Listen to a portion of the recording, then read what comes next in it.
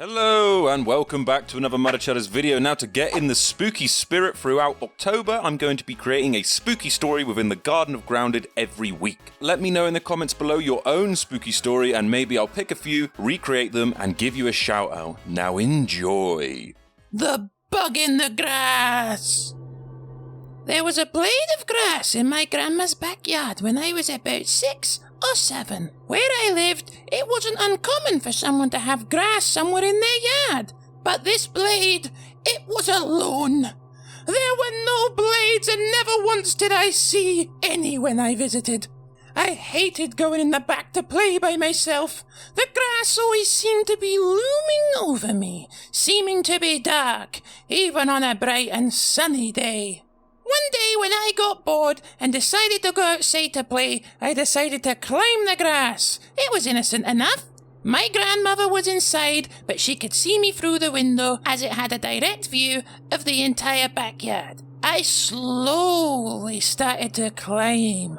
The grass croaked and squeaked each time I went up. It sounded like it would break at any moment, but it was actually pretty steady. Suddenly, I got a creepy feeling, like something was watching me from above. Oh, I was too scared to look up. I looked through the window to see if my grandmother was still there, but when I looked at her, she was looking above me, a terrified look on her face. I felt like the sun suddenly vanished. I couldn't move. My fight or flight had me at option 3, frozen. I started hearing a creaking sound on the grass above me, like something was swinging back and forth slowly. It wasn't me. I hadn't moved within the last 2 minutes. I almost started to cry when my grandmother finally came rushing out and over to me, quickly moving me. Nothing was said when we got inside, though I think she didn't want to freak me out more than I already was. My grandmother moved from that house a few months later after cutting the grass down. She didn't want me to come over after that, but now she lives in a new home and she lets me come over whenever I want. A few years later, when I'd remembered the incident, I asked her what happened. She said, I had a feeling she still didn't want to tell me, and answered with the most terrifying answer anyone could think of. There was a spider hanging from its web. It was all twisted and glowing, but it wasn't dead. It had a look of death in its eyes, and it was fixated on you, boy, struggling to reach you. After hearing that in my grandmother's voice, I was glad she had shielded me from seeing that.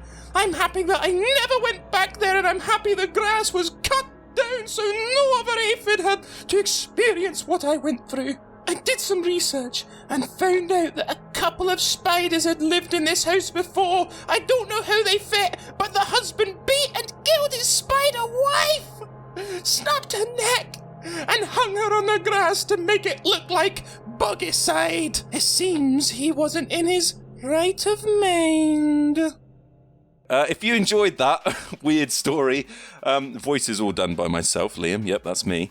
Make sure to leave in the comments below, like I said, any spooky stories that you may have, and I will try to pick the best ones and recreate them. Also, make sure to like this video, because when you like it, it shares it to other people who also like horror stories like that one, and also Grounded. So thank you, and have a spooky October.